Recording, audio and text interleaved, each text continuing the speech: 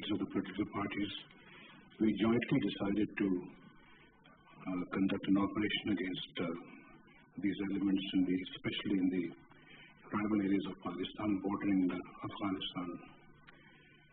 And it was a very carefully, calculated decision. So we deployed 180,000 troops in those areas and started this operation. This operation yielded very good results, and so far we've been able to,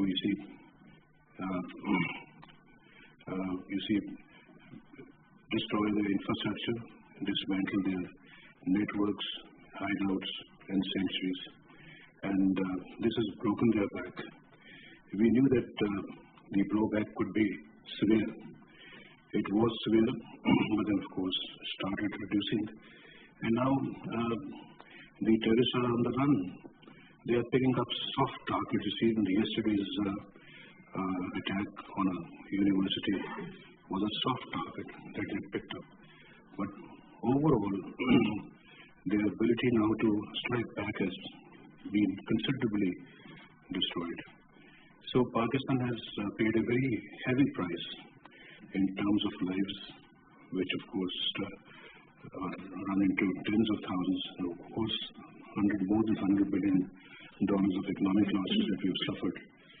But I think our resolve to fight against these elements is getting stronger every day. How important are solving these problems to your country's economic future? Pardon me? How important are solving these problems to your economic future? It's very important because the challenges that we inherited immediately after taking office were three basic challenges. One is the challenge of economic revival and address the issue of power shortage, and third was the scourge of terrorism that we wanted to eliminate. So I think we've been successful in all these three fronts. And with the terrorism coming down in Pakistan, militancy reducing, the economy is picking up. We inherited a GDP growth rate of about 3%, which is now over 4.2%, and we're expecting to have 5% growth rate within this financial year. The inflation is down to 2%, and unemployment is also decreasing very sharply.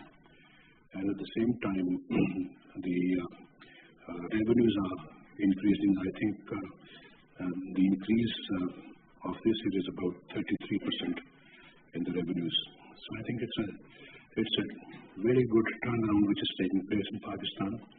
And investment, is taking place in the country, both foreign investment, and we also have the China-Pakistan Economic Corridor, which is a $46 billion investment that is taking place in Pakistan in three different sectors: infrastructure and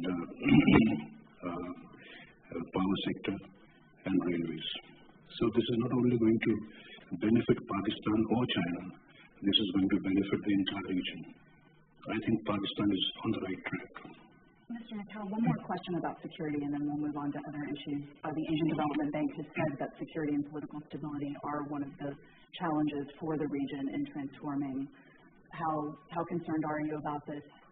Of course, this is really, I'm so saddened by this instance because security, safety, and political stability, all these conditions are very important for economic development. And what I want to stress now in the beginning is that South Asia has grown, has had a lot of progress in terms of macroeconomic stabilities and growth rate and so on, because they pay more attention to market-based growth instead of control, and there is a progress in governance, and of course the challenges remain for infrastructure, skills gaps and so on, but of course security is the main important issue for continued development. In Afghanistan and Pakistan, there are still challenges, but in other countries, more or less, it is more stable. So I hope the Afghanistan and Pakistan will regain stability and security soon. We know that prosperity for the region does depend on being at peace, not at war, but certainly there are other major issues and challenges. Let's talk about job creation and poverty in the region. South Asia has the world's largest population of young people. Where are their jobs going to come from? In Sri Lanka, what are some of the things you're doing to help develop the skills of your young people and create jobs for them?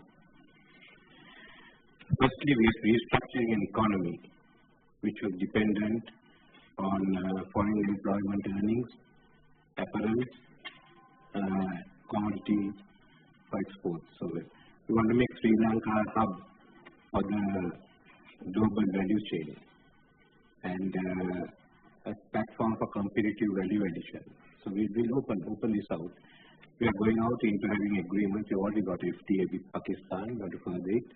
FTA with India will become economic and technology agreement going back into the GSP+. Now there's 2 FTAs with Singapore and China, and that opens out the market. As the skills are concerned, we are looking at a public-private partnership of having people being trained for jobs. That could really be geared on the private sector, because they've all been complaining that one of the biggest constraints to us growth is going to be skills. So okay, come and take over the whole issue of training for employment or training for the job market. That would be a public-private partnership. We might be even looking at whether we should have social inclusion bonds for the private sector to come in, but they benefit directly as long as once you start supplying the required skills. But it's going up to the next level. We cannot be a low-wage economy anymore, even in the whole region and in the Bay of Bengal. So now we've got to look at ourselves at how we work and look at the salary scale, wage scale more in line with Thailand or Malaysia. Young people have aspirations, and you have to meet the aspirations. Otherwise, we have underemployment. We have been creating employment, but people are not satisfied. Then there's a question of education of their children, education of the healthcare, housing. So one major issue, project we have called the Million Jobs Program, for which we mobilize the private capital. Go ahead. Ms. Kochhar, I'm wondering, in India, 350 million Indians are expected to enter the workforce in the next 10 years. What is happening in your country to develop skills to make sure they can find those jobs? Yes, so I think both about job creation and skill development. As you rightly said, very young country, almost 40% of our population is less than 20 years. And we add almost about 10 million people every year to the working age group. So first, we have to create jobs for them, and secondly, we have to skillfully kind of employ them. So far, India has been growing at the back of services sector growth. If you see, what we are now doing is promoting manufacturing as another big area of growth. So the entire Make in India concept, that manufacturing sector itself is expected to give rise to about 90 million jobs over the next 1 decade. The third area of growth, and in that sense employability creation, is the entire innovation sector. आलमी इक़्तिसादी forum world economic forum के इजलास से इस वक्त dialogue session था, जिसमें वज़ीर-ए-आज़म पाकिस्तान मोहम्मद अब्बास शरीफ भी शरीक थे और खासकर साउथ एशिया में इक़्तिसादी सूरत हाल और दीगर मामलात पर तबादला ख्याल हो रहा था। वर्ल्ड इकनॉमिक फोरम डेवोस में इसका हर साल इजलास होता है और इस इजलास में मईशत के और इक़्तिसादी मामलात सरफहरिस्त होते हैं। दुनिया भर के सबान ममलिकत हुकूमत इसमें शरीक होते हैं और साथ साथ इसमें तमाम ममालिक अपने मामलात, मसाइल, सियासी मामलात और चैलेंजेस का तज़किरा करते हैं। और वज़ीर-ए-आज़म मोहम्मद अब्बास शरीफ ने इस डायलॉग में ख़यालात का इज़हार करते हुए कहा कि पाकिस्तान की मईशत बतदरीज बेहतर हो रही है। हमारी GDP ग्रोथ में 3% इजाफा हुआ है और हम इसे रवा माली साल में 5% तक पहुंचाने का अज़्म रखते हैं। इसके अलावा इन्फ्लेशन में भी कमी आई है, अफाक दर 2% कम हुई है और इसी तरह सीपैक प्रोजेक्ट के बारे में भी उन्होंने इज़हार ख्याल करते हुए ये कहा कि सीपैक मनसूबा पाकिस्तान और चीन के दरमियान इक़्तिसादी राहदारी के इस मनसूबे से ज़्यादा मुआशी मौक़े बेहतर होंगे, इक़्तिसादी तरक्की की राह हमवार होगी और इस रीजन में तरक्की का अमल तेज़तर होगा। इस डायलॉग में साउथ एशिया रीजन के दीगर ममालिक के नुमाइंदे जो शरीक थे उन्होंने भी इज़हार ख्याल किया। वज़ीर-ए-आज़म ने ऑपरेशन ज़रब-ए-अज़्ब के हवाले से भी कहा कि इसके मुस्बत नताइज बरामद हुए हैं, ताहम अब भी हमें दहशतगर्दी के इस विपरीत का सामना है और इस चैलेंज का पाकिस्तान पाबंदी से मुकाबला कर रहा है। ये इस वक्त की ताज़ा तरीन खबर।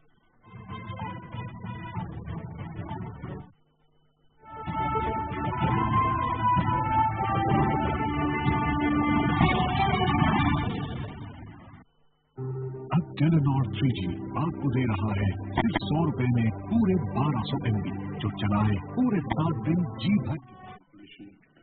Is below the average, you see, is below the age of 30.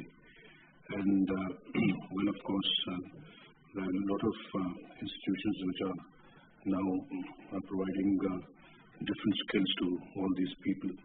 And at the same time, the government has also launched various schemes, including the SMEs, and the government is now pumping more money into these organizations so that they can provide easy loans to the applicants. And of course, I think this is now gaining momentum in Pakistan.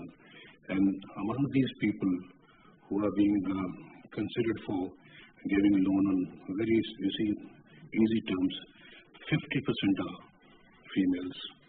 And the government stated it was, during our government, we decided to have 50% women in this scheme, and the women are also benefiting greatly from the scheme. Other than the ones that I've just mentioned, the government is focusing its energies on this particular, because we want our young people and SMEs to form part of the major, industry that will produce goods for export as well as for Pakistani markets. Professor Yunus, I wonder, having listened to the discussion of skills training and efforts being made to help young people find jobs, is it enough? What else should be done? Well, I've been taking a kind of opposite view of it. I'm not too much on job creation part of it. I think that's the wrong direction, job creation part of it. I think our education system and our government policies are responsible for it. I think human beings, particularly young generation that's coming up today, is a completely different setup with creativeness inside of them because of the technology of it. Human beings are not born to work for somebody else. Human beings are basically entrepreneurs. But somehow we have given them a wrong orientation that you have to find a job for, do it, make it a life for yourself. So I'm just trying to encourage the young people in Bangladesh to believe by saying that we are not job seekers, we are job creators. So that you think like a job creator so you can be entrepreneurship from yourself. Why do I say that? What gives me the kind of push to make such a statement? I'm very impressed by the way Grameen Bank and the borrowers of Grameen Bank, how they behave, how they function, the microcredit globally, how they do it. Basically, Grameen Bank and similar other programs all over the region, they address the women, mostly rural women, mostly illiterate women. They take small money and start a business. So I'm raising this with the children of those families who have been with microcredit. If your illiterate mother can start a business, what good is your education if you're not as good as your illiterate mother? Why can't you start a business yourself? What's wrong with you? The wrong is the orientation around them, because they are trained by education system to produce their school diplomas and to find a job instead of using their own creative power. So what we are doing now, create what we call social business funds, encourage young people to come up with business ideas. As soon as they come with the business ideas, we invest in their businesses, tiny, tiny businesses, and we become partners with them so that they become successful business person and they pay us back the money that we invested and become the full owner of those things. So that's the direction I see possibilities, because a job doesn't really take your creative power. It uses only a small part of your power. You still have enormous power inside of you. Unleashing that creative power is the most important part of it.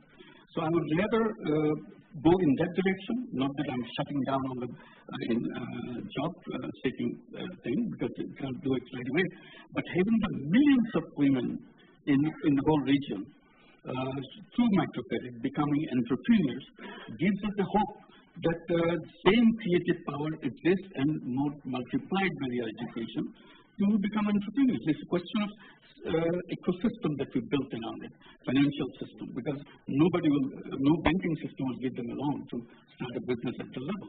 So it's a fault of the system, financial system, denying that. So they block that up. That's not possible for me. All I can do is take a job. Even in taking a job, you spend a lot of money finding a job and bribing people to get a job. You spend money. So to say that you don't have money is not also possible. You already spend money to find a job, bribe the jobs, job givers. So you have some facilities and ability to start a business yourself, but you need a financial system to back it up. So I would rather focus on entrepreneurship, and this region that we are talking about is a tradition of entrepreneurship. It's built into it at all levels, from rural level to the urban level. Why don't we exploit that? I think you bring up two important issues. I'm guessing that the prime ministers and Kochhar would say that their countries want to very much encourage entrepreneurship. What are some of the things your country is doing to help the formation of business in addition to getting jobs? Are there some interesting efforts underway there? Yeah. So one is, as I said, there's a huge focus on creating entrepreneurs through the small innovation that we want to promote in the country. So we call it Stand Up India, Innovate India, and so on, where the government has said that they are going to make the ability to do business, to start up businesses, for them to have funding available, etc., much easier and more accessible, so that they can actually become entrepreneurs. But talking on a much bigger concept about the financial system working with the people to create livelihoods. And I would use the word livelihood, be it employment, be it entrepreneurship. But how does the financial system help people gain more livelihood? I think India has done a tremendous job over here, because in the last 1.5 years or so, we've actually expanded our financial inclusion efforts substantially. And it's not just about getting the number of people included into banking. So in about 18 months, the banks opened about 200 million accounts of people who were unbanked so far, so brought them into the banking system. The second is, it's not just about opening a bank account for them. It's about how do we then get them into participating in economic growth. So through opening an account, how does all the inflow of money or their incomes come through the banking system?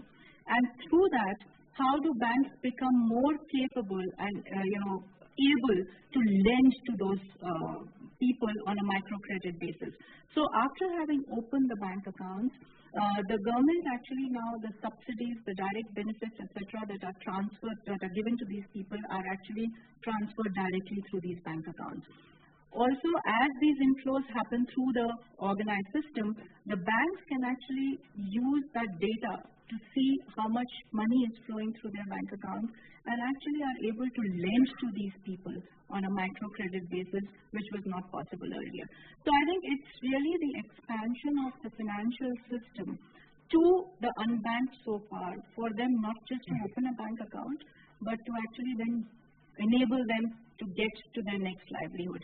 We couple that also with special schemes that, again, the banks do. We call them mudra loans, which is nothing but, very small loans which are given to people on the basis of very proxy kind of basis in which to assess how do people get credit. So it's not always possible to look at the proper organized income generating capability of people, but through these proxies, how much utility bills do they pay, what is the kind of money that they spend on education, and through those proxies, we generate microcredit and investment. And are you where you think the country should be on financial inclusion? Is it been slower than you would like, or what are the obstacles? So I would think that to start with, we were much slower than what it ought to have been. Even 2-3 years ago, there was a large population that was actually unbanked.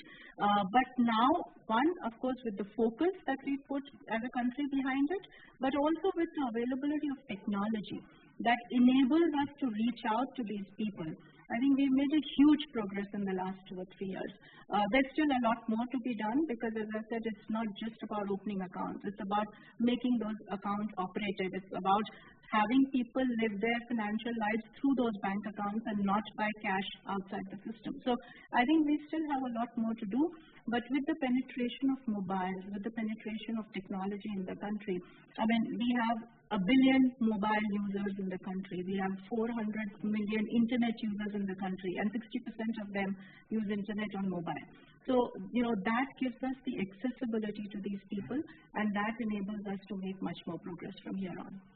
In Sri Lanka, how do you view, there's job creation and then there's entrepreneurship. How do you view those two things, and what are you doing to help entrepreneurs in your country? You need all types of jobs, the formal ones and the informal ones. But we in South Asia, on this so-called Indian subcontinent, we've lost our bearings. Where do you want to go in the next 20, 30, 40 years? By 2050, we'll be the most populous region. India will have over 2 billion. Pakistan, Bangladesh, take even Bay of Bengal. So we'll have about 3 billion people. And why aren't we looking at that? Why aren't we looking at where we want to go in another 2, 3, 4 decades? I mean, we are getting bogged down. We want to be in the same level that you have in the rural areas. You want to be in your hut, or you want to be in you are talking of patriotism. Look, the young people today want a good life, and they are connected to the world. Are we capable of giving it or not? That's the issue. Are we going to do it? Now, as far as the Japanese are concerned, they wiped out after the war. Where are they today?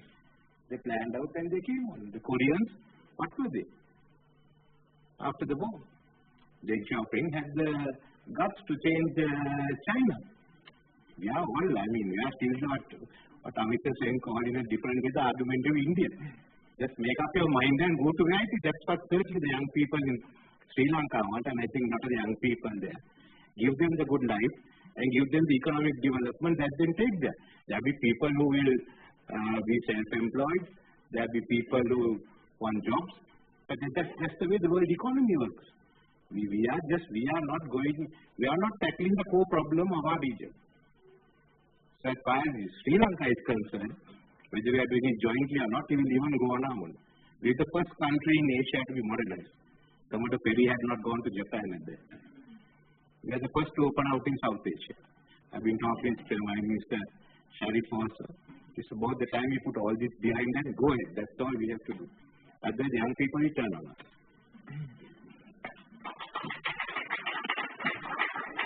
I wonder what you think about how about Pakistan and this issue of entrepreneurship and the right way to go. I just answered your question earlier, but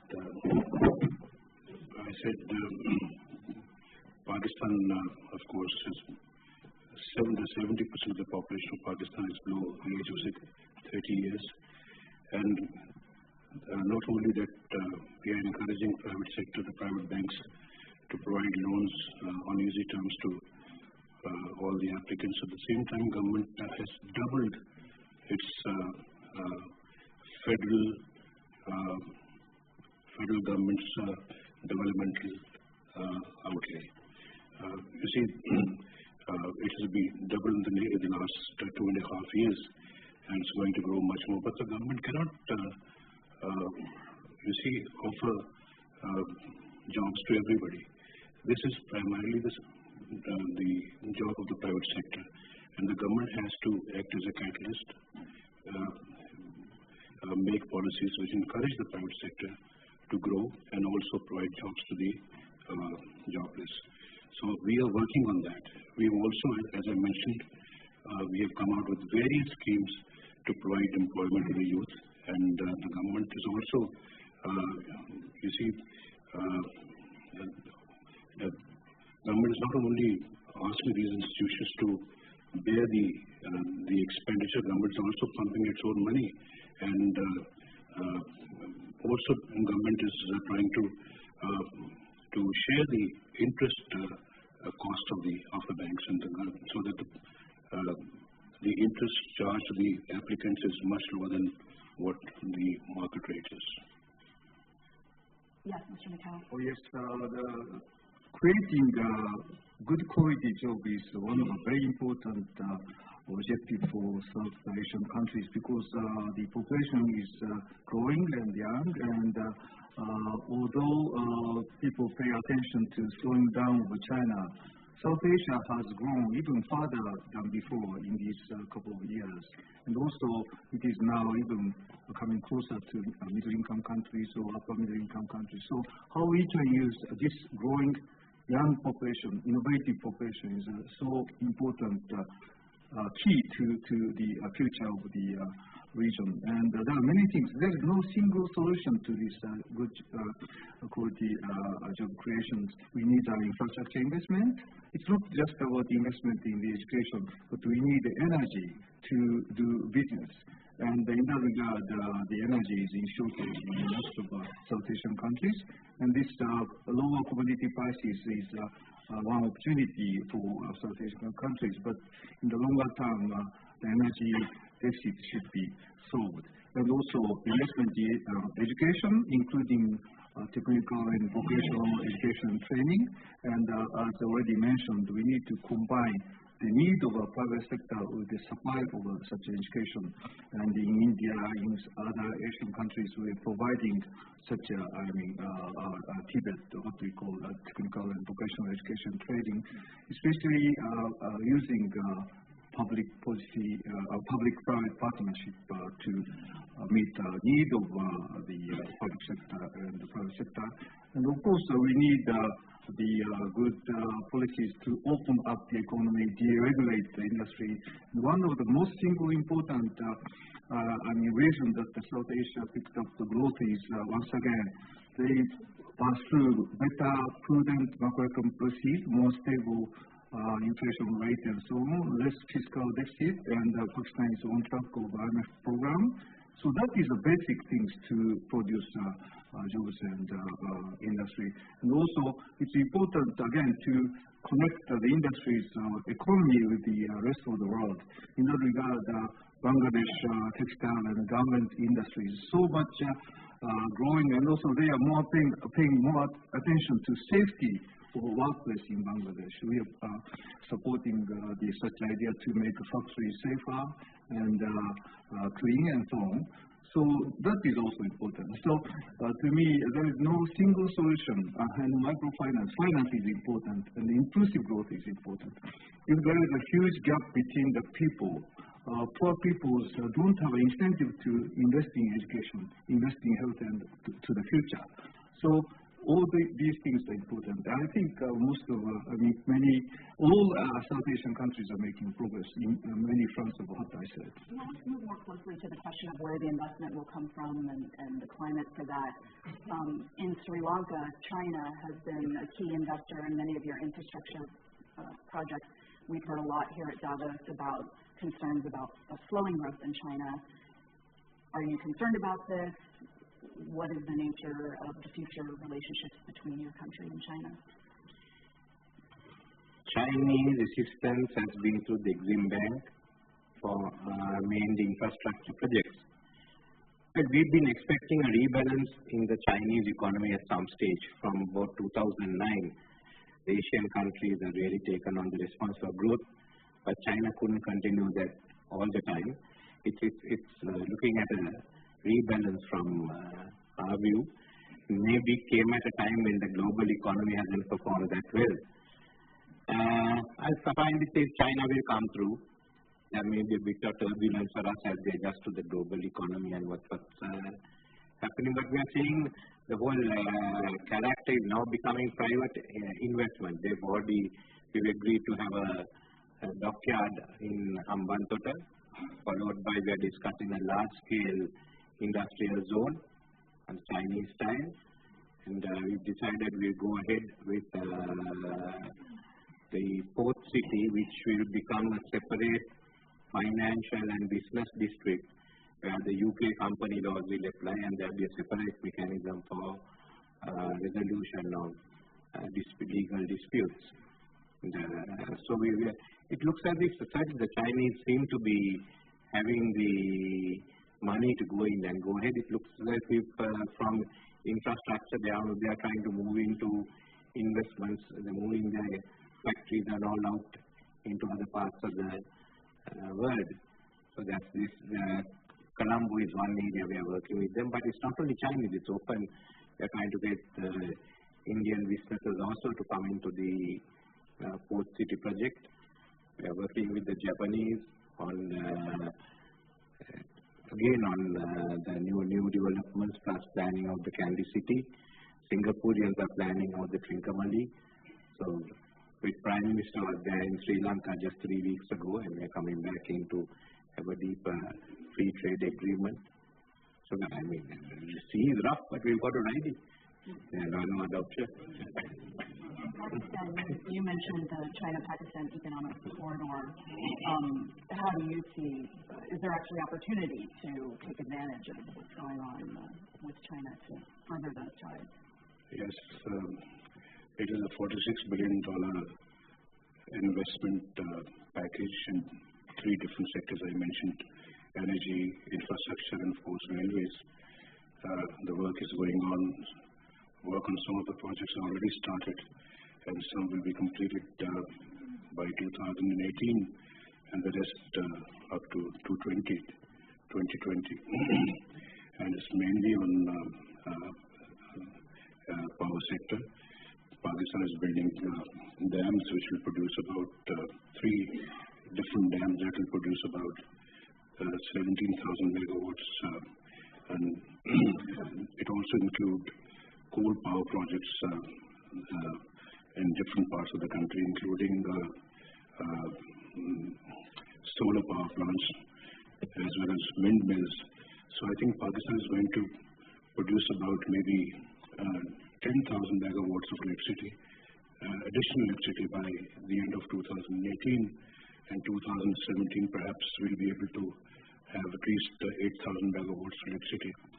So this is a huge program, and at the same time I must tell you that Pakistan has a very strong private sector. Our private sector is very vibrant, very dynamic. In fact, the biggest setback that we received was in 1971 when nationalization took place in Pakistan. It nationalized almost everything, including small rice husking plants.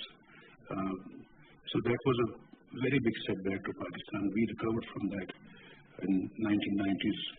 When I took office in 1991, I initiated privatizing policy, denationalization policy, and we denationalized very successfully. Denationalized banks, insurance companies, industries, and other enterprises which originally belonged to the private sector. And all those, you see, private sector banks which were making huge profits before nationalization went into heavy losses. And then after denationalization, now today, I'm told that they are not only making huge profits once again, they are paying taxes worth billions of rupees every year, each one of them, to the government of Pakistan. So our policy is to encourage private sector because if you want to solve the problem of this, you see, job, what you call employment, I think this is where you will get the real results. And then we have a presence of foreign companies in Pakistan for many decades, you see, and they are doing very well in Pakistan. They are investing more money, they are pumping more money into their existing industries and also setting up and building more industries in Pakistan. So Pakistani investors are also investing money in different sectors today, and one of the most profitable sectors is the power sector, where the rates of return are almost about 27%. So I think not only Pakistani investment is taking place, foreign direct investment is also coming into Pakistan, and we hope that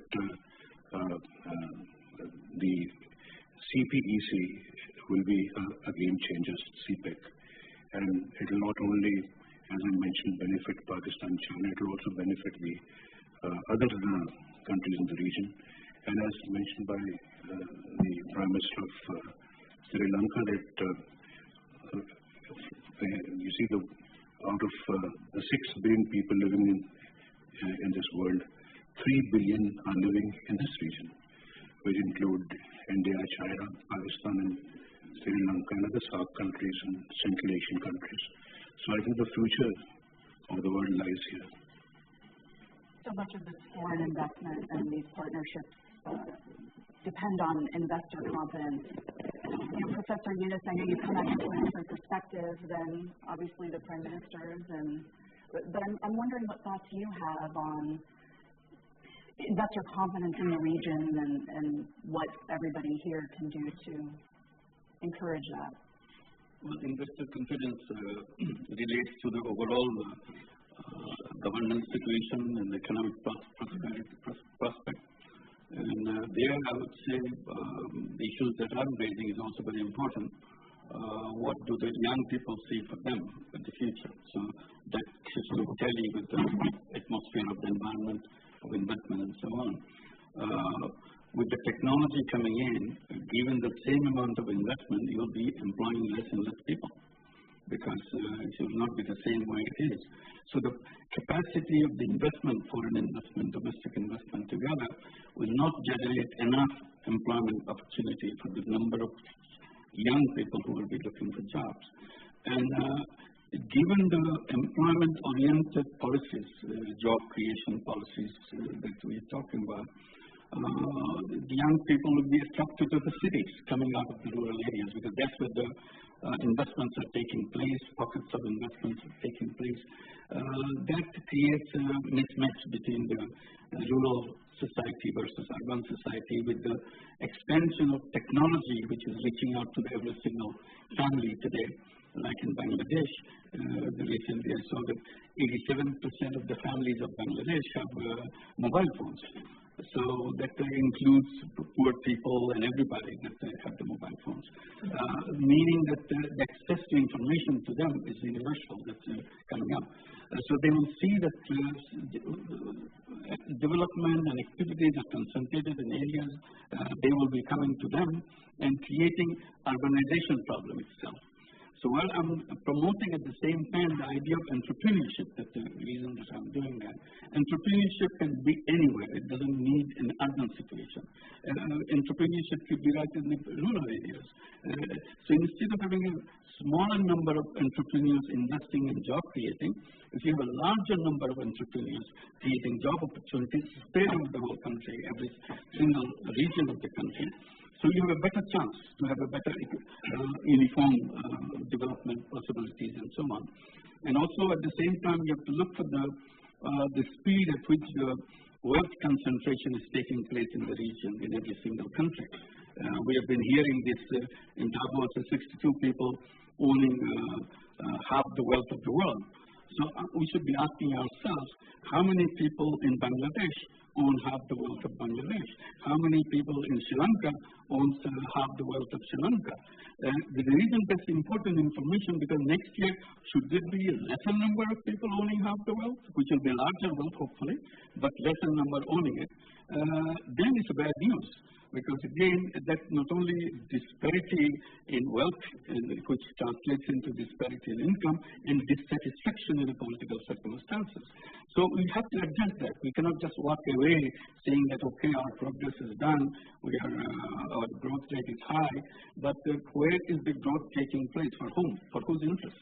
So those issues have to be done so that even the person who's in the remotest areas and kind of rejected from the economic situation has a chance. So that chances have to be created by creating the financial system, which we were just discussing, that will unbank people are coming. And there, my point is very clear, of saying that given the existing banking system, no matter how you try to persuade them, they are not going to serve the people who are left out. You make policies, few token thing will be done, but these banks are universally, not just for the region, banks are created for the rich. They are used to serving the rich. Their whole mechanism is designed for serving the rich.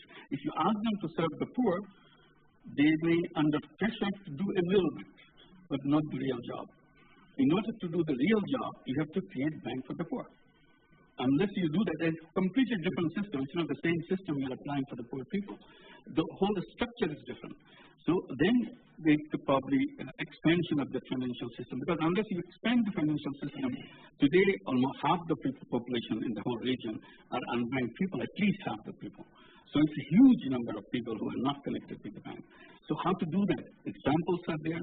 Examples are created in the region. It's not something coming from outside. So how to do that? I'm very happy. India is doing very smart thing. I've been saying that why don't we create banks for the poor people separately?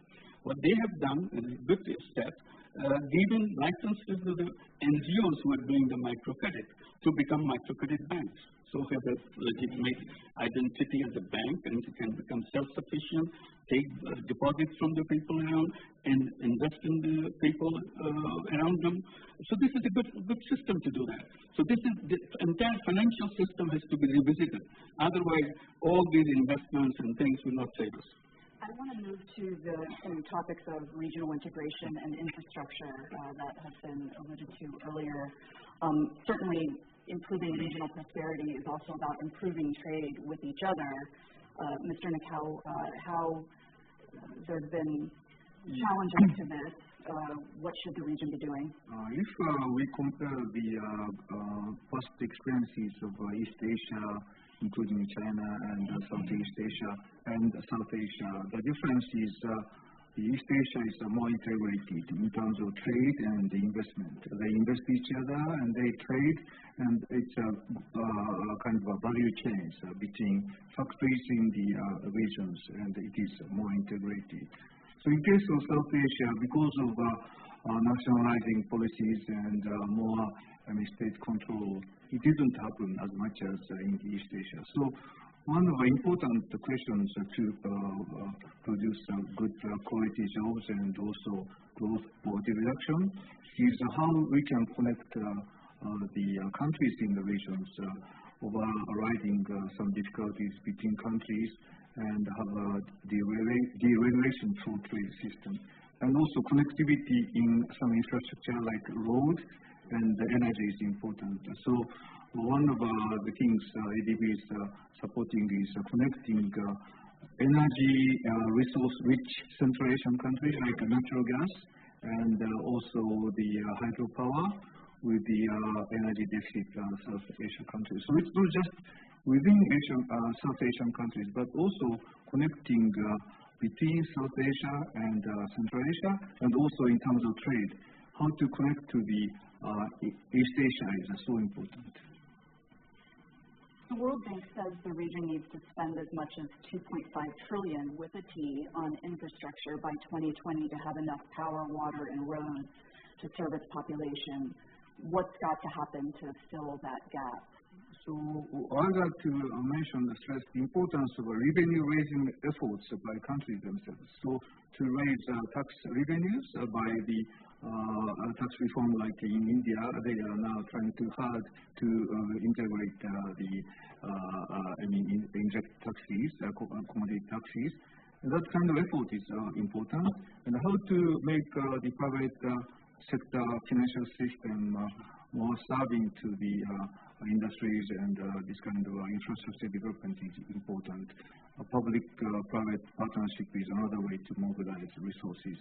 So, of course, development banks like ADB and the new partner like AIIB, Asian Infrastructure Investment Bank. We should partner together to have a good investment in the region. So there are many resources we should fully mobilize. I wonder, in Pakistan, do you feel like you're moving fast enough to be able to fill the gap in your own country? Well, we have, when you talk about connectivity, we have embarked upon some major mega projects in our region that will harness the markets and resources of our adjoining regions. And we took out a few, of course, TAPI, which is Turkmenistan, Afghanistan, Pakistan, India. It's a gas pipeline which is now being laid from Turkmenistan right up to India. It will pass Afghanistan and Pakistan. And that will also meet some of our major requirements of gas. And at the same time, there is Central Asia, South Asia project which will supply about 1,000 megawatts of electricity to Pakistan alone.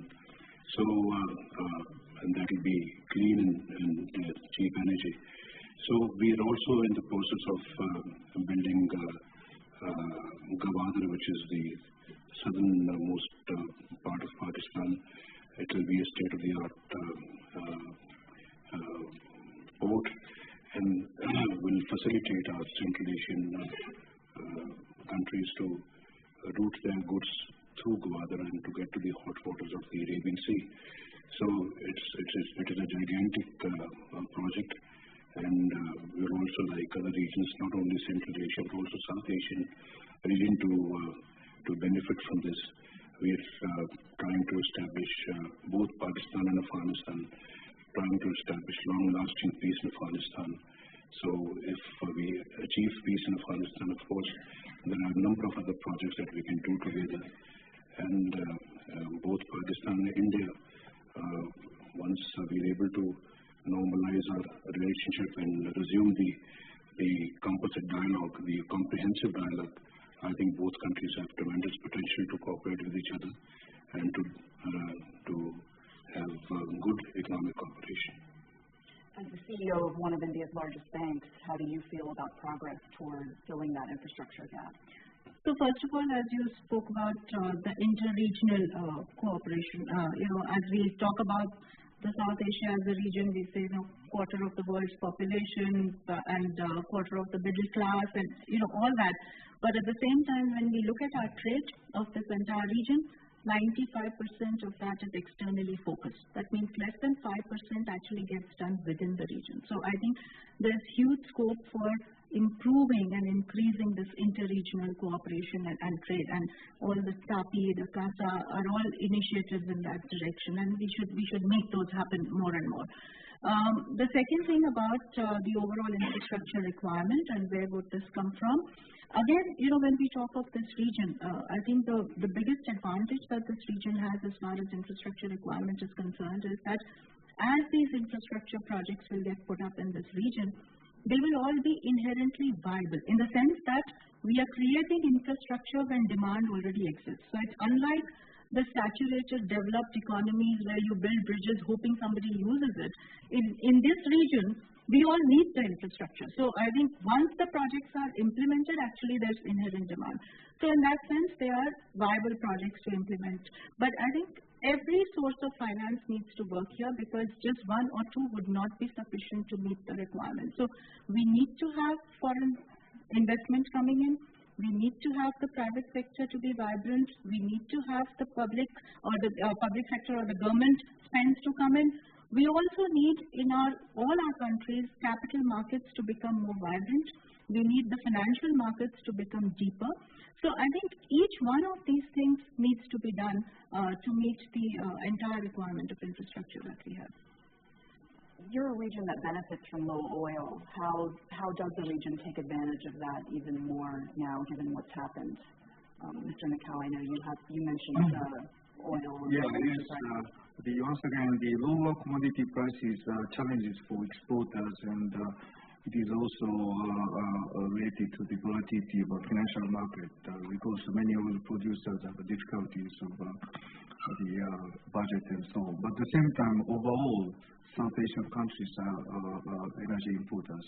It might cause some troubles to revenues of budget because sometimes the taxes ad valorem or according to the value of our oil prices. So if it goes down, it would mean that there will be less revenue. But if we can adjust that to the lower oil prices, of course it is a benefit. So how we can use this benefit in South Asian countries, and once again using growing and innovative population, young population, it's an advantage to China because China is now starting having constraint to the labor force. So how we can use these opportunities, that is one important policy issue for South Asia. How about in your countries, Pakistan or Sri Lanka? What does the low price of oil mean to you? Some of you have talked about renewable energy commitments and those kinds of things. It's helped us, and also perhaps negative in many ways. You see, it helped us because the oil prices have come down and people also have a sigh of relief. But at the same time, government has also started losing a lot of money in the revenue that it earned from the import of oil. And the government revenues in this particular sector have gone down, whereas I think overall the country has really benefited from lowering of oil prices. The electricity tariff has come down enormously, and the investors now find this tariff more competitive as compared to many other countries. So we've passed on the reduction on oil prices to the people of the country. Government didn't retain much of what the reduction was. So people are generally very happy because previously the oil prices, you see, were very high and the industry was not very competitive. So I think in many ways it has helped us, and in some ways it is little, negative as well. How about in Sri Lanka? Is there a downside? Well, I would say the lowering of oil prices generally has been helpful, but we should not lose sight of the fact that we need alternate sources of energy. That may be the downside. All of a sudden you forget about it. That is a really important point to emphasize that we made a commitment to the climate change issues, and the low oil prices, if it means that we waste energy, we don't prepare for the future, and we don't tackle the climate issues, it's bad. So we need to pay attention, invest in the renewable energies and other alternative sources, and even if it is using the carbon energy, we should use those energies more efficiently. So we need more attention to that. Yeah, so to talk about India, I mean, India is a huge importer of oil. So a $1 reduction per barrel in the cost of oil, in fact, changes our import requirement by about $1 billion in that sense per annum. So I think what India has done currently is to use that benefit in two ways. Partly to reduce the costs for the end consumers themselves, partly to create the saving as a kitty to start investing in either roads or creating some amount of infrastructure. So I think at this point in time, the momentary benefit that we all have, we should use this period to use those savings in some productive manner. But in the long term, I think we have to focus on the alternate sources of energy as well. So simultaneously, as we are taking advantage of the reduced oil prices, in India we are talking of a target at least of 175 gigawatts of energy capacity arising out of renewable energy to be set up. So it's absolutely right. We have to use the benefit as it comes today, but for a sustainable growth, we have to keep our focus on the other sources of energy. We're nearing the end of our time, and I want to spend it talking a little bit about what things look like 12 months from now. Hopefully, we'll be back here and talking about the progress that's been made. Mr. Prime Minister, what does success look like to you 12 months from now? We will come to know when we cross the bridges. A smart man perhaps does not make predictions. How about you in Sri Lanka, Mr. Prime Minister? As I said, as the Prime Minister said, Harold Wilson said, a week is a long time in politics, so you are not talking of 52 weeks. No, it's a question of how we in India, Sri Lanka, Pakistan, how we make use of this opportunity to get our country ahead. We've got a glorious opportunity. The whole the global value chain is changing the economics of this. And you all discussed about the fourth industrial revolution, digitization, manufacturing. Those opportunities, I mean, which means you can go ahead. And I hope we have better news and results when we come on next, when Davos is held next time. But at the same time, I say that we in Sri Lanka also sympathizers and supports Pakistan at the moment when it engage in a battle with terror. Mr. Natal, very briefly, I wonder if you could sum that question up from the regional perspective. What does success look like for you in 12 months? Yeah, it's very difficult to tell the future, but I hope that this region, I mean South Asia, would provide impetus and optimism to the global economy in 1 year, 2 years, and so on. So, because we are now prevailed by the very strong pessimistic views about the future of the global economy, but as far as South Asia, it has had progress, and also the poverty reductions have made progress. So, I hope that in 12 years, 12 months, South Asia would provide even more optimistic view about the future of the global economy. Our time is done. That's it for the AP debate in Davos. I want to thank all of you for a very lively discussion. And we'll all be back in 12 months to see how they did.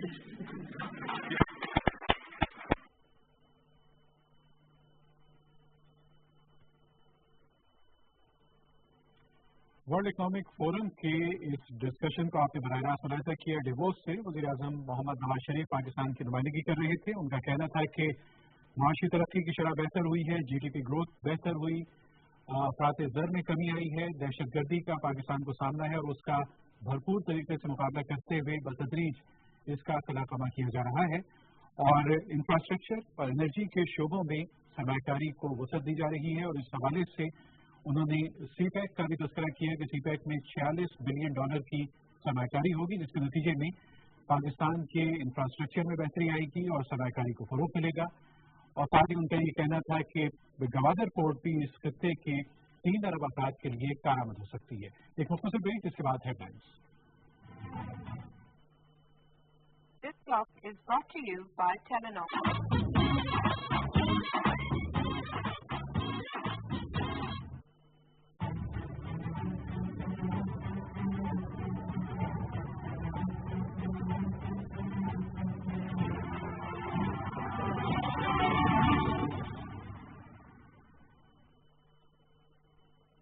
This headline news is brought to you by Ufone। Pakistan के कोने कोने में तेजी से फैल रहा हूँ Ufone 3G network.